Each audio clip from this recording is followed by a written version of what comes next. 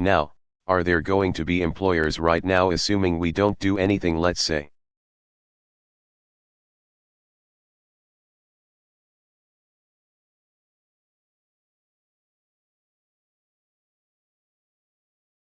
That we take the advice of some folks who are out there and say, oh, this is not the time to do healthcare.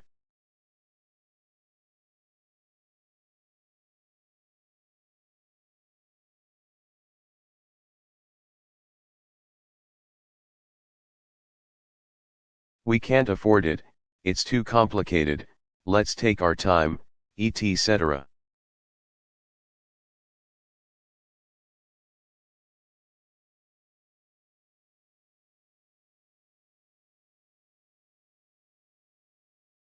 So let's assume that nothing happened.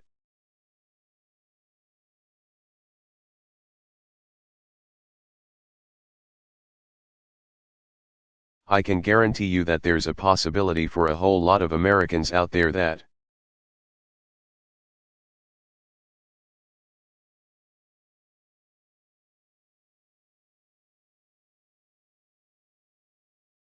they're not going to end up having the same health care they have, because what's going to happen is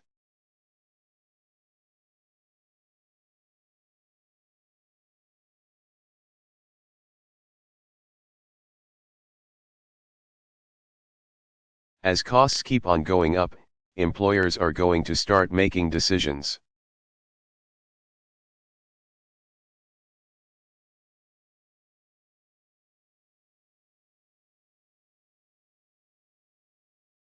We've got to raise premiums on our employees. In some cases, we can't provide health insurance at all.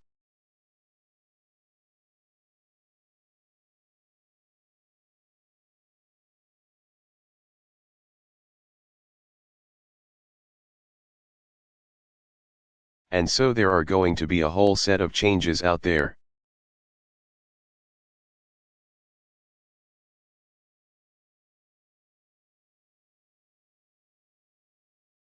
That's exactly why health reform is so important.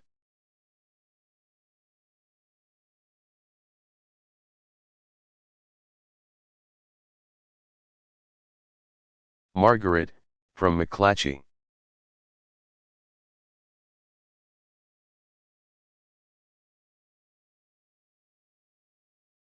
Where's Margaret? There you are.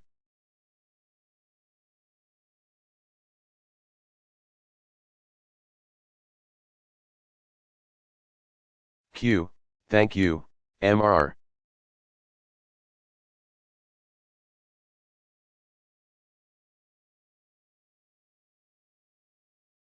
President.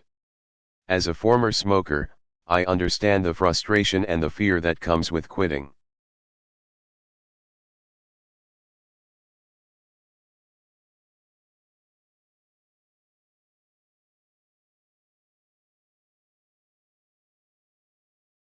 But with the new law that you signed yesterday regulating the tobacco industry,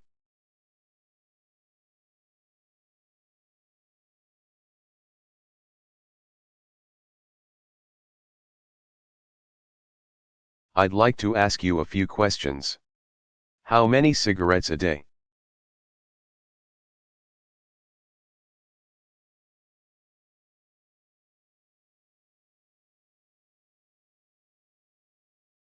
President Obama, a few questions.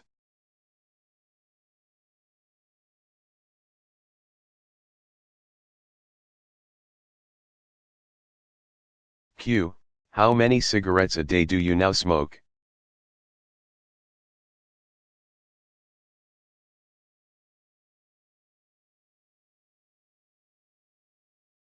Do you smoke alone or in the presence of other people?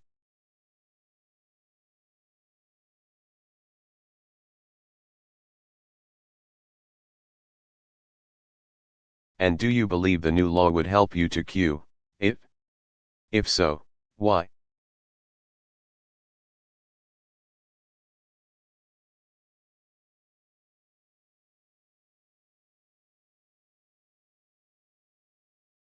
President Obama, well, first of all, the new law that was put in place is not about me.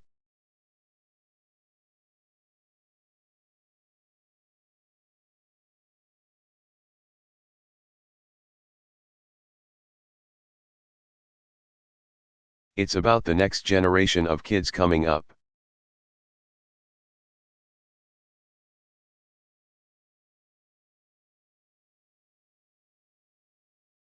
So I think it's fair, Margaret, to just say that you just think it's neat to ask me about my smoking.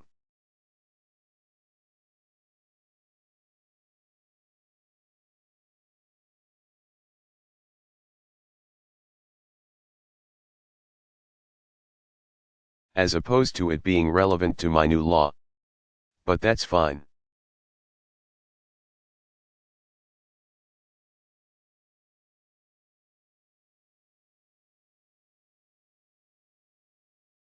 I understand.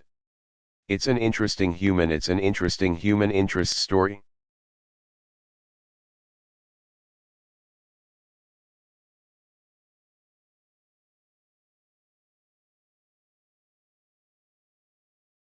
But I've said before that, as a former smoker, I constantly struggle with it.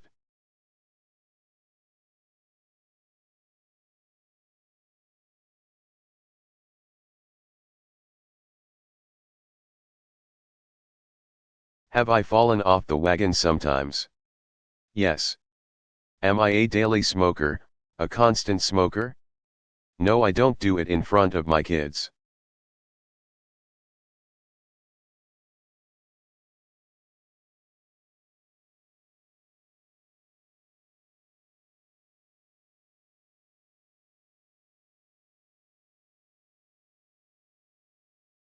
I don't do it in front of my family, and I would say that I am 95% cured.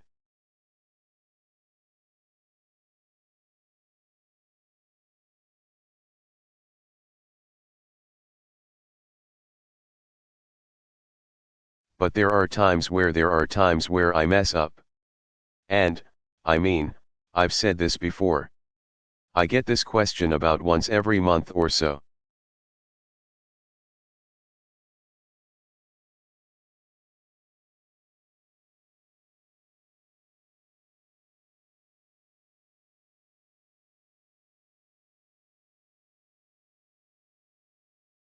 And I don't know what to tell you, other than the fact that, like folks who go to a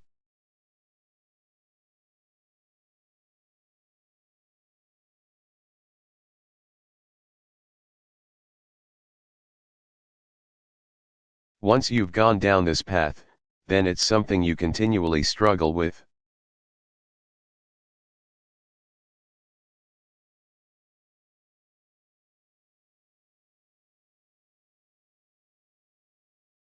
Which is precisely why the legislation we signed was so important, because what we don't want is kids going down that path in the first place.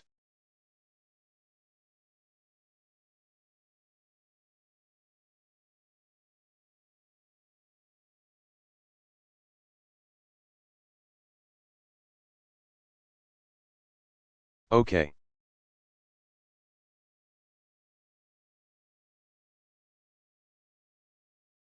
Macarena Vital?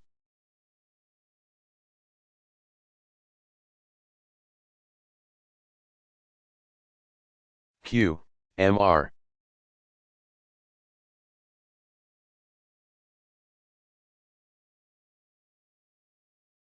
President, your meeting today with Chilean President Michelle Bachelet.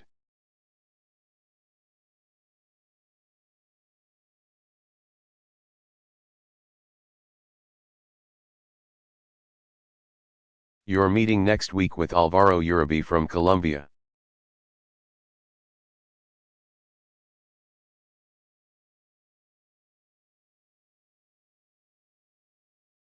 Two months ago in Trinidad at the Summit of the Americas, you said that you called on Latin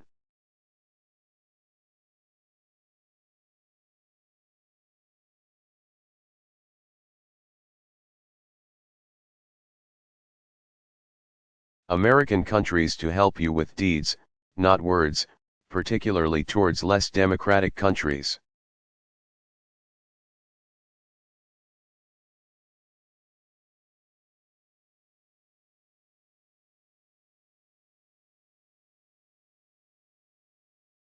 Have you noticed any particular progress in these 2 months, And can you give us examples?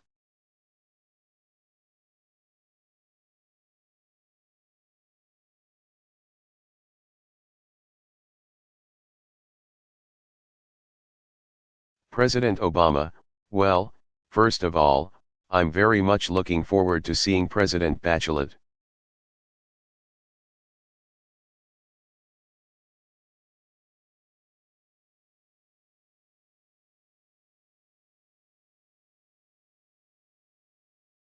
I think she's one of the finest leaders in Latin America, a very capable person.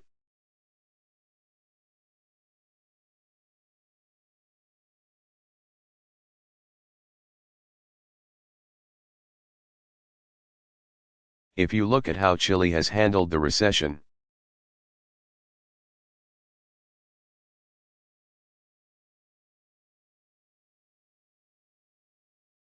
they've handled it very well, in part because the surpluses that they got when copper prices were high they set aside.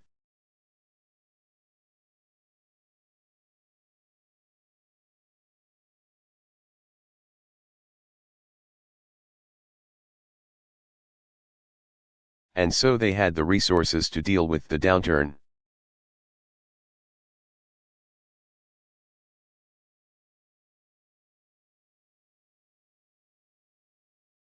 It's a good lesson for the United States.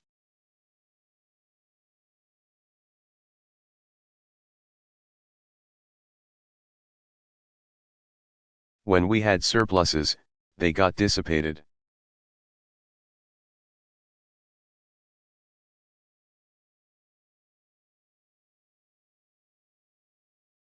We think that there's enormous possibilities of making progress in Latin America generally.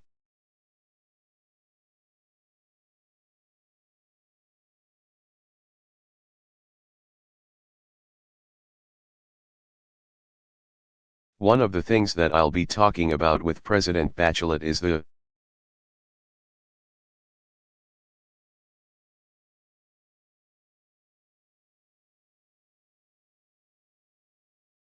coordination and cooperation between the United States and Chile on clean energy.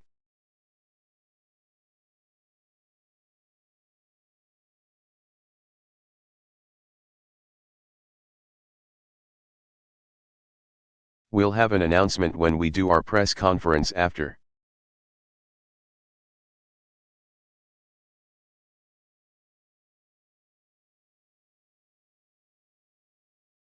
My bilateral meeting on some important clean energy partnerships.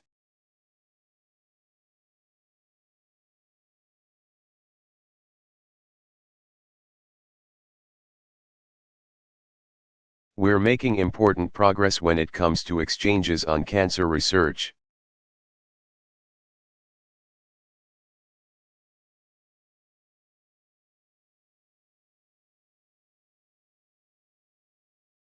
We continue to have a robust trade regime with Chile.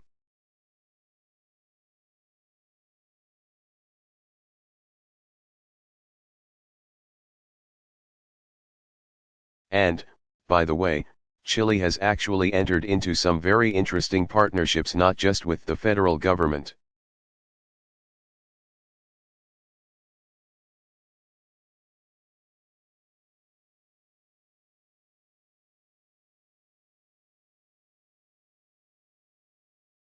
But also with state governments like California.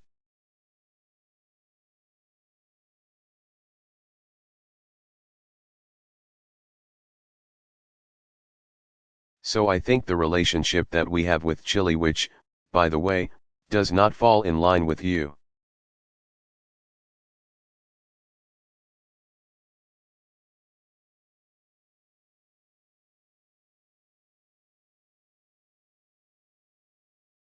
As foreign policy on every single issue, but it's a respectful policy. Chile.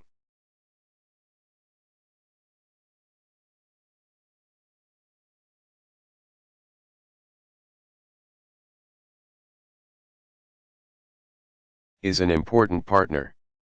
I think that's the model that we want, partnership.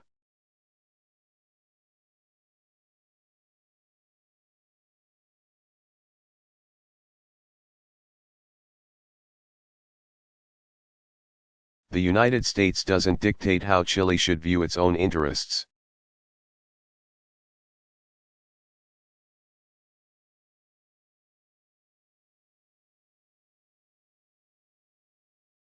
But in fact we've achieved great cooperation.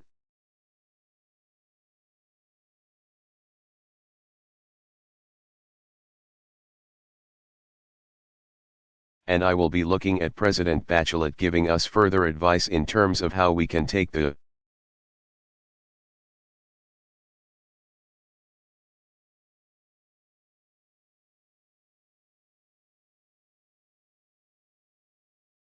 kind of relationship we have with Chile and expand that to our relationships throughout Latin America.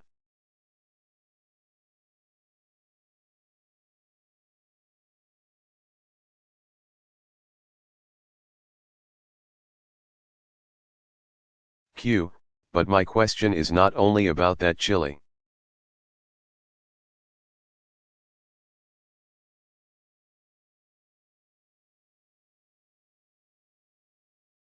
But about Latin American countries giving you a hand on against less democratic countries.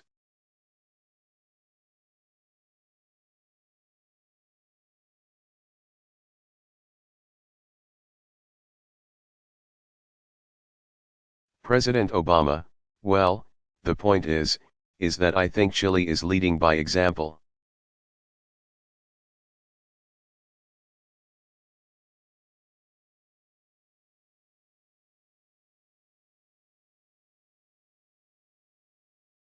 So I'm using Chile as an example. But the same is true in Brazil, for example.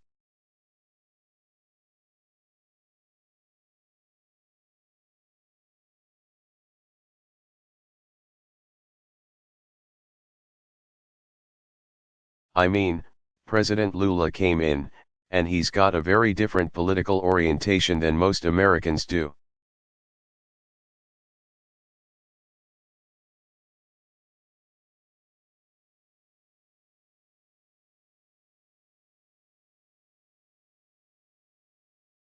He came up through the trade union movement.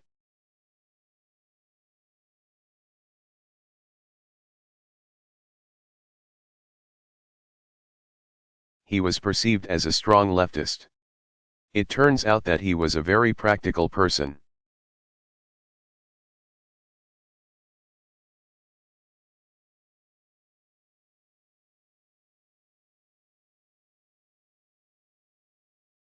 Who although maintains relationships across the political spectrum in Latin America.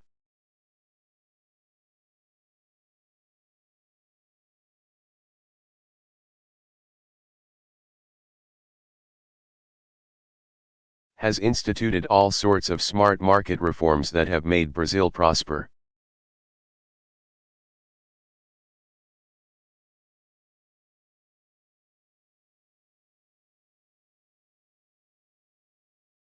And so if you take a Bachelet or a Lula, and the United States has a good working relationship with them.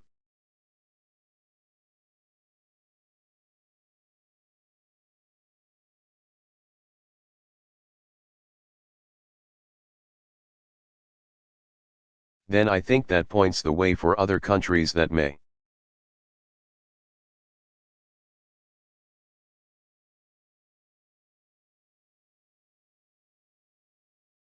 Be where the democratic tradition is not as deeply embedded as we'd like it to be.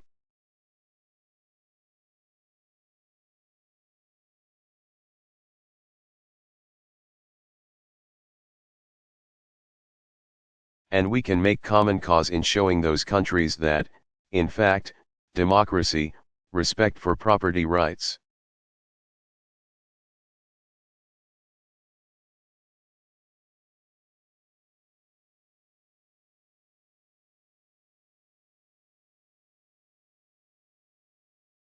respects for market-based economies, rule of law, that all those things can in fact lead to greater prosperity.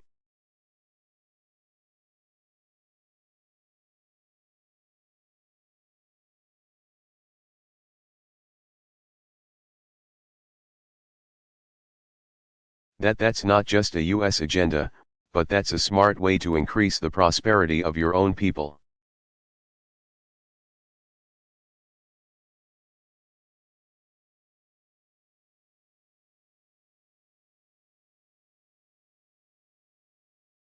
Okay, Hans Nichols.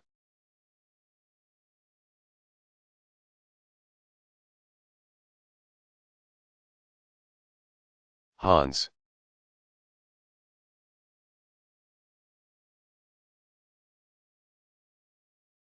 Q, thank you, Mr.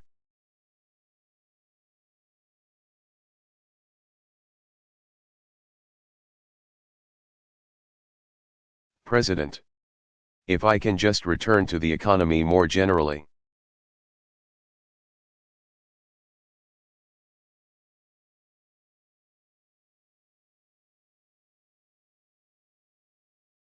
When you were selling the economic stimulus package.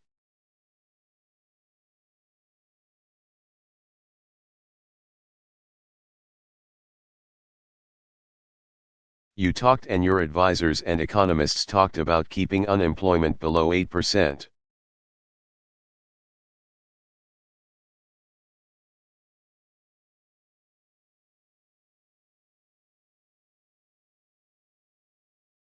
Last week you acknowledged that unemployment is likely to reach double digits, being 10%.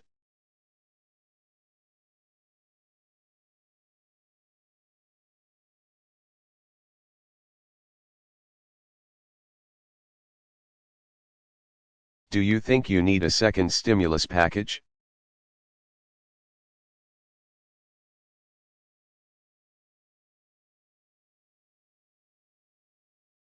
President Obama, well, not yet.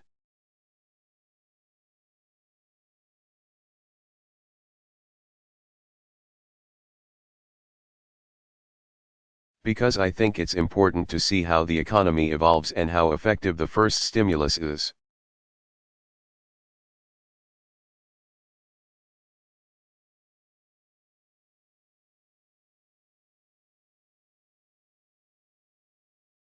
I think it's fair to say that keep in mind the stimulus package was the first thing we did.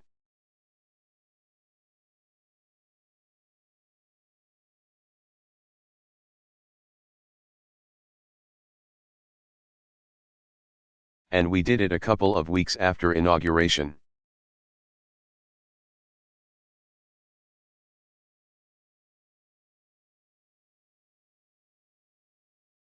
At that point nobody understood what the depths of this recession were going to look like.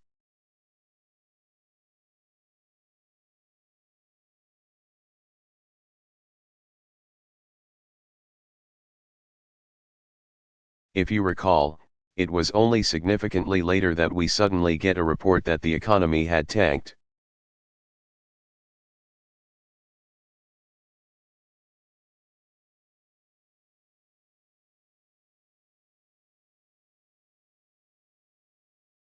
And so it's not surprising then that we missed the mark in terms of our estimates of where unemployment would go.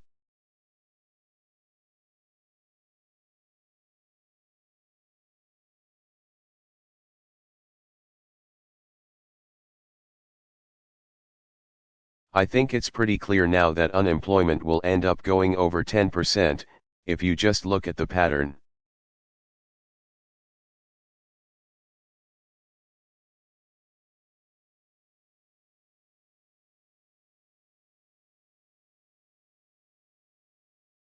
Because of the fact that even after employers and businesses start investing again and start hiring again.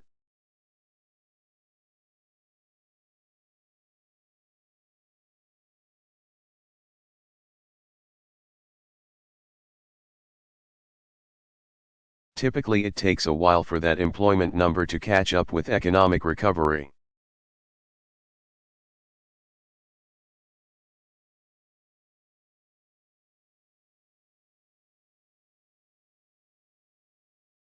And we're still not at actual recovery yet.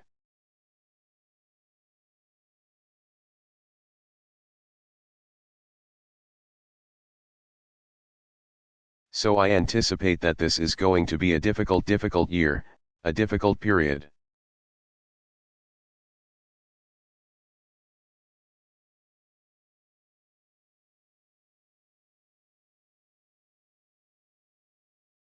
Q, what's the high water mark, then, for unemployment?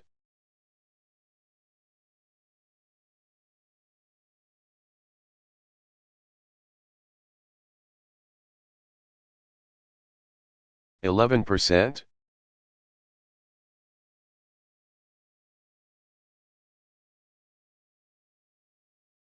President Obama, well, I'm not suggesting that I have a crystal ball.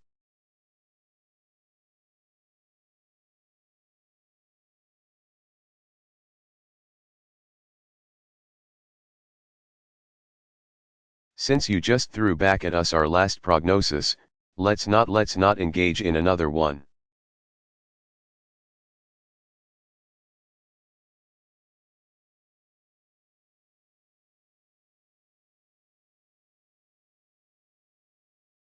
Q, does that mean you won't be making predictions ever?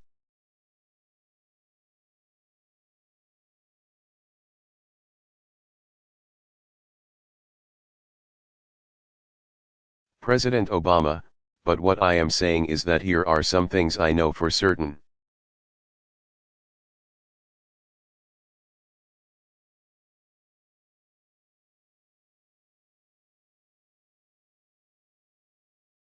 In the absence of the stimulus, I think our recession would be much worse.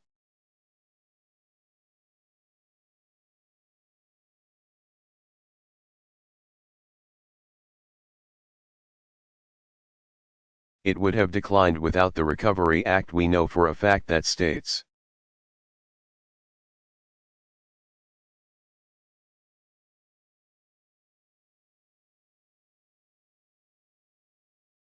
for example, would have laid off a lot more teachers, a lot more police officers.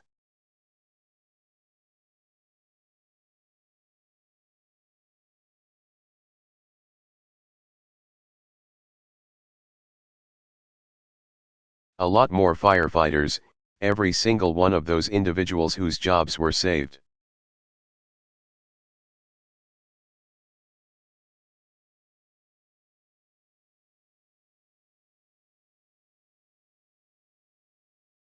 As a consequence, they are still making their mortgage payments, they are still shopping.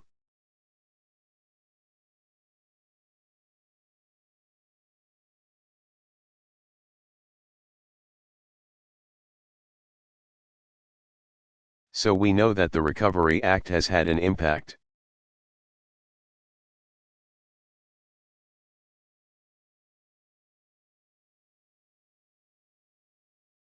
Now, what we also know is this was the worst recession since the Great Depression.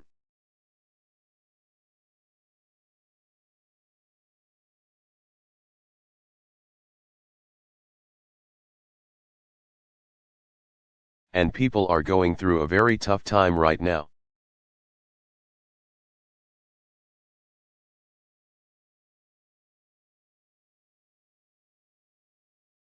And I don't expect them to be satisfied.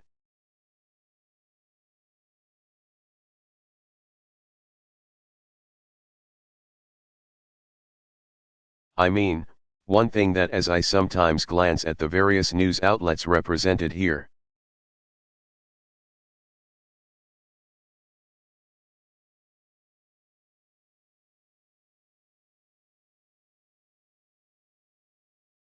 I know that there's sometimes reporting of, oh, the administration is worried about this, or their poll numbers are going down there. Look.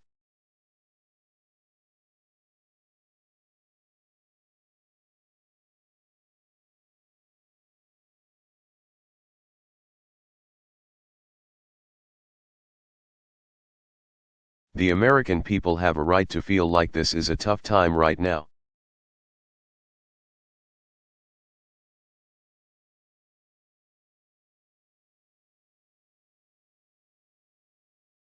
What's incredible to me is how resilient the American people have been and how they are still.